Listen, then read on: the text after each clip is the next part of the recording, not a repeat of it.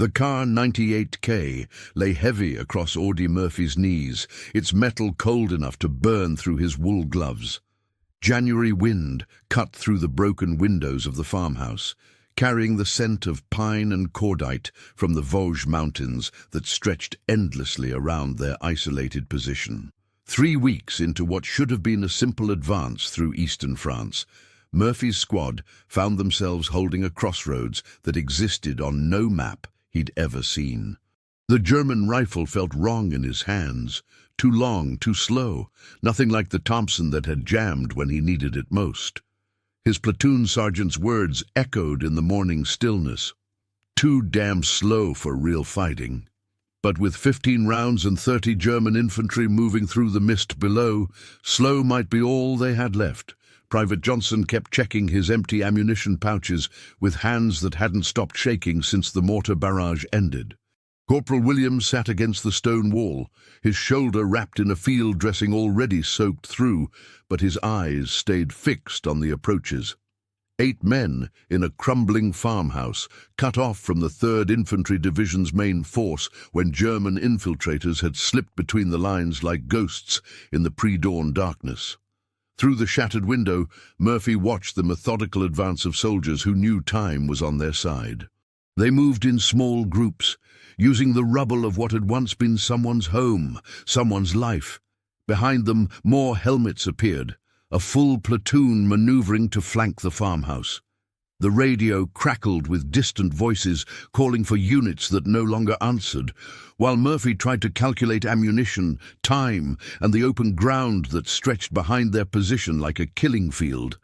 The situation had unraveled faster than anyone at regiment could have predicted. Intelligence reports of light resistance had turned into reinforced Wehrmacht positions with machine gun nests that commanded every approach.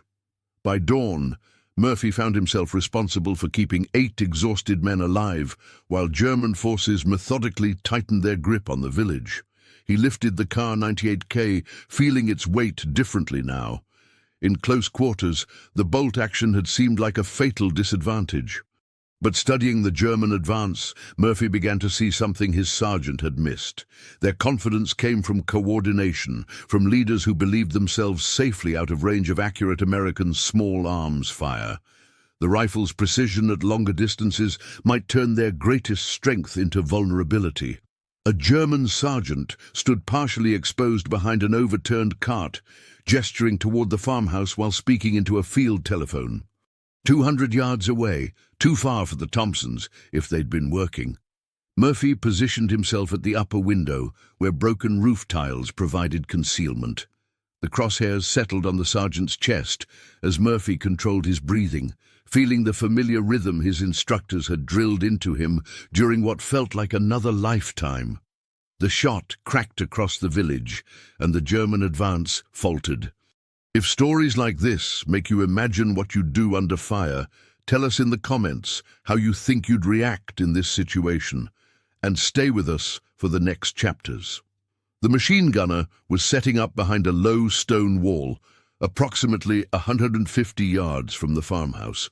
His position would have dominated the final assault route, cutting down Murphy's squad if they tried to withdraw or reinforcements attempted to reach them. The German worked methodically, adjusting the bipod legs, while his assistant fed the ammunition belt. Murphy worked the KAR98k's bolt, feeling the smooth action chamber another round. The machine gunner was moving, checking his field of fire, but his movements followed a pattern. 3 steps left, pause to sight the weapon, 2 steps right to adjust position. Murphy led the target slightly, accounting for the man's movement across the frozen ground of the Vosges foothills. The second shot echoed off the farmhouse walls. The machine gunner pitched forward, and his assistant dove for cover instead of taking over the weapon. Below, German voices shouted conflicting orders as the coordinated advance began to fragment. "Jesus, Murph, where'd you learn to shoot like that?" Johnson's whisper carried equal parts awe and terror. "Same place you did," Murphy replied, but his eyes never left the village center where a German officer was trying to restore order behind a stone well. Return fire began spattering against the farmhouse walls, hasty and uncoordinated. Bullets chipped stone from the window frame and shattered what remained of the glass, but the disciplined volleys that would have been deadly never materialized. Without their sergeant coordinating fire, the Germans were shooting at shadows and muzzle flashes. The platoon leader behind the well was the key. Murphy could see him pointing toward different positions, shouting commands that carried clearly in the cold air. If that officer succeeded in reorganizing the assault, 8 Americans in a damaged farmhouse wouldn't survive the next 10 minutes. The range was longer, 180 yards, and the target was partially obscured. Williams spoke without taking his eyes off the southern approach. "They're moving around the flank. We got maybe 5 minutes before they're in position to rush us." Murphy shifted to a different window, forcing himself to focus on fundamentals while rifle fire cracked overhead. Sight picture, breathing, trigger control, everything else, the cold, the impossible odds, the faces of men depending on him, compressed into the space between heartbeats. The KAR98k fired for the 3rd time. Through the drifting gun smoke, Murphy saw the German officer spin and fall behind the well. The effect rippled through the assault force like a stone thrown into still water. Some soldiers continued firing, but others began withdrawing to more defensible positions. The psychological impact of losing 3 key leaders to precise rifle fire had shattered their confidence in what should have been an overwhelming tactical advantage. The coordinated assault Murphy's squad could never have survived became a confused firefight they might actually win. In the Vosges Mountains, where winter turned every engagement into a test of endurance as much as firepower, the despised bolt-action rifle had proven that precision could triumph over volume when applied with desperate courage. 20 minutes later, the sound of American voices calling passwords reached the farmhouse. Reinforcements from the 3rd Infantry Division had fought their way through the German infiltrators to find the village secure and Murphy's squad still holding their impossible position. Lieutenant Morrison arrived with the relief force, his face grim beneath a helmet liner marked with the faded insignia of the 15th Infantry Regiment. He surveyed the farmhouse's broken windows and bullet-scarred walls, while medics worked on Williams and 2 other wounded men whose injuries Murphy had barely noticed during the firefight. "How many enemy casualties?" Morrison asked, pulling out a field notebook already thick with similar reports. "I saw 3 go down for certain," Murphy replied, setting the KAR98k aside carefully. "Others were hit, but I couldn't confirm them from this position." The lieutenant wrote efficiently, transforming the morning's chaos into neat lines of military prose. Murphy watched him work and felt the strange disconnection that followed every engagement, the way official language flattened lived experience into something that could be typed and filed. The German sergeant's final moment, the machine gunner's assistant scrambling for cover, the officer's desperate attempts to maintain control, all of it would become effective long-range rifle fire resulting in enemy casualties and broken contact. Johnson approached with a canteen and a bar of chocolate from someone's emergency rations. "Word is we're pulling back to the ridgeline tonight. Brass finally figured out this whole sector's crawling with Krauts." "Should have listened to their own patrols 3 days ago," Williams muttered from where he sat against the wall. Despite the medics' protests, he had refused evacuation. "We told them the woods were full of movement." The radio operator who'd arrived with Morrison was already establishing communication with battalion headquarters. Through the static, fragments of reports painted a picture of German forces far stronger than intelligence estimates had suggested. Throughout the Vosges Mountains, small American units were discovering that what they'd been told was a withdrawal was actually a carefully planned defensive operation. Murphy cleaned the KAR98k methodically, running a patch through the barrel while the familiar weight of the weapon rested across his knees. The rifle had saved their lives, but he couldn't shake the feeling that something fundamental had changed in those 3 shots. Not just tactics or target selection, something deeper about what it meant to hold a position when retreat would have been the sensible choice. "You know they'll probably write you up for this," Morrison said quietly, watching Murphy work. "Distinguished Service Cross, maybe higher. Taking out 3 enemy leaders with a captured rifle while cut off from friendly forces." Murphy didn't respond immediately. The citation language would focus on marksmanship and tactical results, but it couldn't capture the weight of choosing to stay when every instinct screamed to run. How do you write about the moment when survival stops being personal and becomes something you owe to the men around you? The afternoon wore on with the tedious business of consolidation. Ammunition was redistributed, weapons cleaned, and casualties prepared for evacuation to the rear aid station. Through it all, Murphy found himself studying the faces of men who'd shared the farmhouse through the morning's violence. Johnson still moved with the careful deliberation of someone who'd seen how quickly things could go wrong. Williams joked with the medics, but his eyes held a new wariness. Outside, the Vosges Mountains stretched toward Germany, holding secrets about what waited beyond the next ridge. Would you follow the orders exactly, or trust what your own eyes and instincts tell you in a moment like this? Comment which path you'd take, and share this episode with someone who loves real human stories from history. The retreat to the ridgeline began at sunset, with the 3rd Infantry Division's scattered elements pulling back through the snow-covered forests of eastern France. Murphy's squad moved in the middle of the column, their equipment redistributed among walking wounded and exhausted riflemen who'd been holding impossible positions for 3 weeks. But the German forces that had infiltrated the American lines weren't content to let them withdraw unmolested. Machine gun fire erupted from a tree line 200 yards to the south, and the column scattered for whatever cover the frozen ground provided. Murphy found himself pressed against the rear slope of a small hill, watching tracer rounds arc over their position like deadly fireflies. The sound that followed made his blood run cold. Tank engines, getting closer. "Panzers coming up the road!" someone shouted, and Murphy saw the massive silhouette of a German tank destroyer emerging from the evening mist. Its long guns swiveled toward the scattered American formation, and he knew that in seconds the retreat would become a slaughter.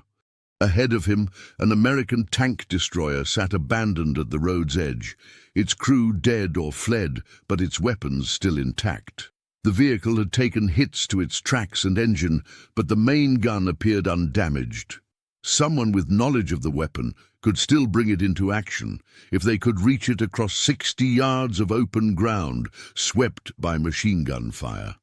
Murphy looked at the men around him, exhausted soldiers from a dozen different units thrown together by the chaos of combat in the Vosges Mountains. They had maybe 2 minutes before the German armor reached effective range. The tank destroyer represented their only chance, but getting to it would require crossing a killing field while under direct observation. "I'm going for the gun," he called to Morrison, who was trying to establish radio contact with any American unit within supporting range. "That's suicide, Murphy. We'll find another way." But there was no other way, and they both knew it. The German tank destroyer's gun was already traversing toward the largest concentration of American troops.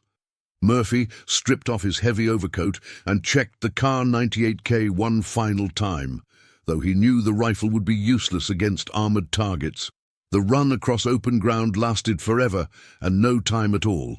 Machine gun bursts kicked up frozen dirt around his feet, while Murphy sprinted toward the abandoned tank destroyer, expecting every step to be his last.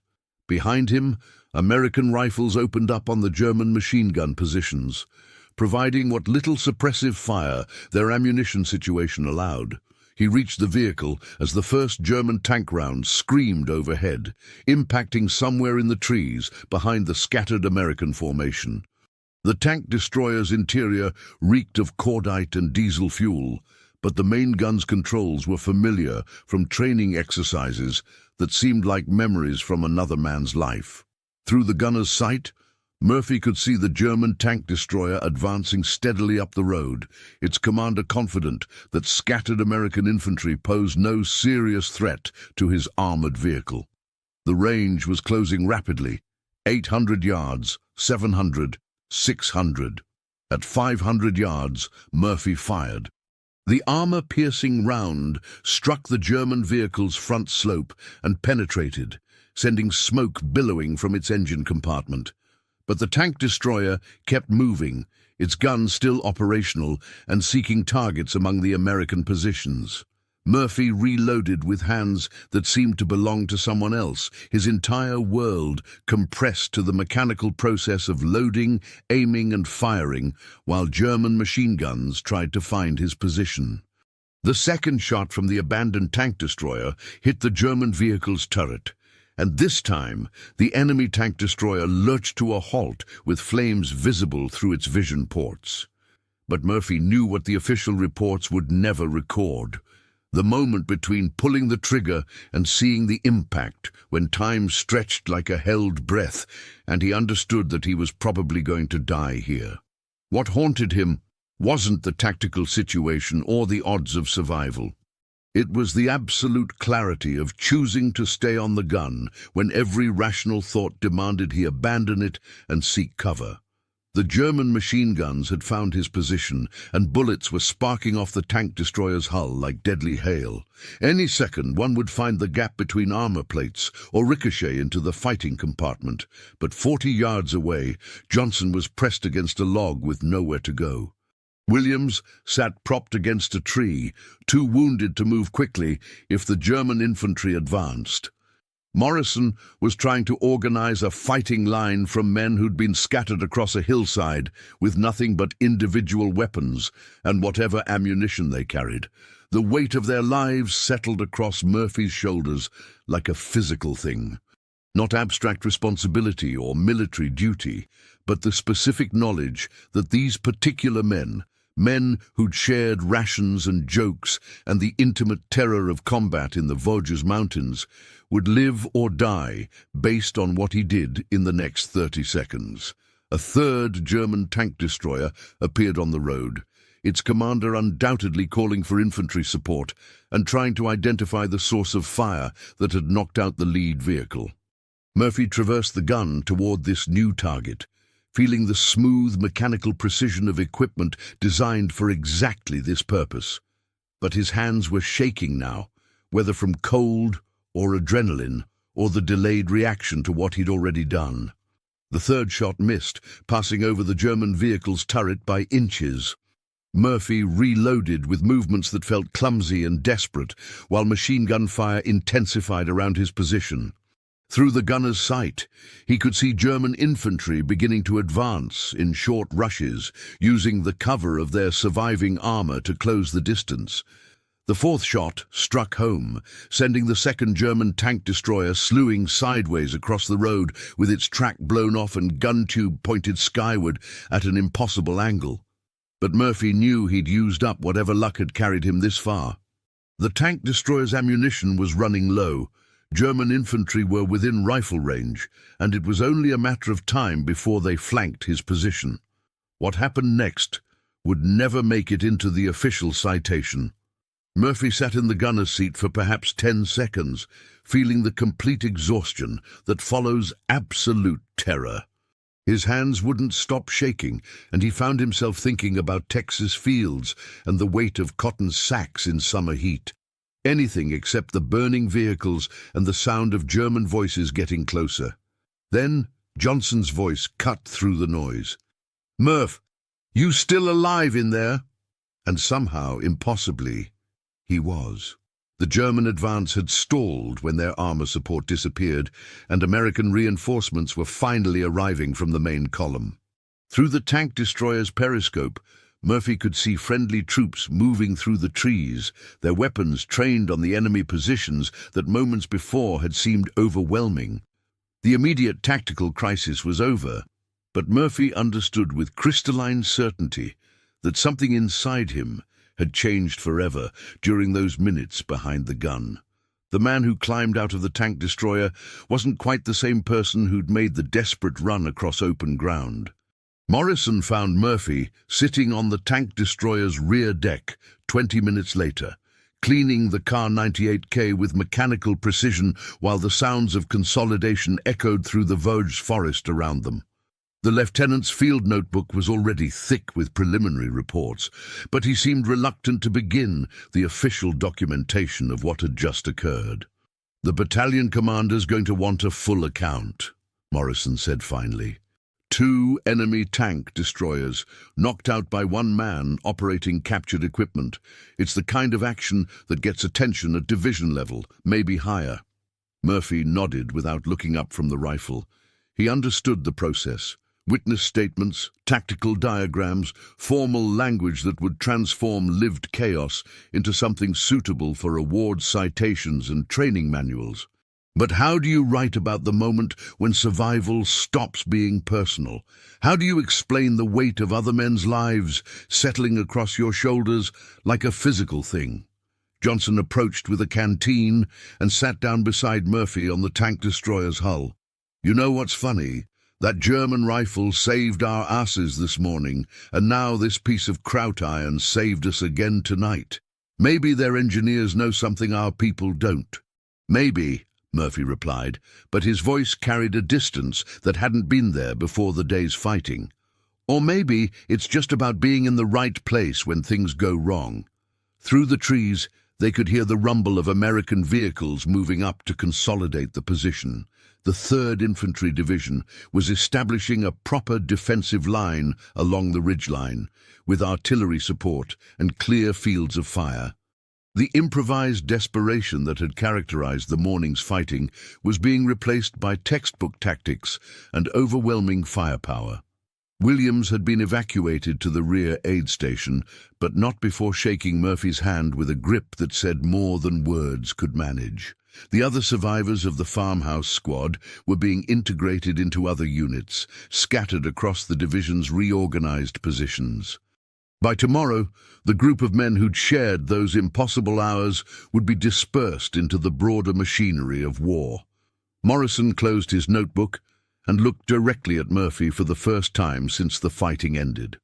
"Off the record, how do you process something like this? 2 separate actions in one day, both of them beyond what anyone should have to handle." Murphy was quiet for a long moment, watching snow begin to fall through the darkening sky above eastern France. "I don't know that you do process it. Maybe you just carry it and hope it doesn't break something important inside you." Years later, when reporters asked about his wartime experiences, Murphy would speak about training and teamwork and the importance of good equipment. He would emphasize the ordinary nature of doing what the situation demanded, deflecting questions about heroism or exceptional courage. But he would never talk about the weight that settled across his shoulders that January afternoon in the Vosges mountains. The specific gravity of other men's lives and the knowledge that he'd chosen to stay when leaving would have been the sensible choice. The official records would note that Staff Sergeant Murphy demonstrated exceptional marksmanship and tactical innovation under extreme combat conditions. The language was precise and proper, suitable for citation purposes and historical documentation. It captured the tactical results and the immediate military impact. What it couldn't capture was the way the smell of diesel fuel and cordite would bring him back to that tank destroyer's fighting compartment decades later, or the dreams that would visit him in peaceful Texas nights, where German voices called through winter forests and the weight of other men's survival pressed down like a stone he could never quite set aside. If this story reminded you that behind every medal there's a human being carrying memories we'll never fully see, subscribe to the channel, tell us which country you watch from, and invite someone to revisit history with us in the next story.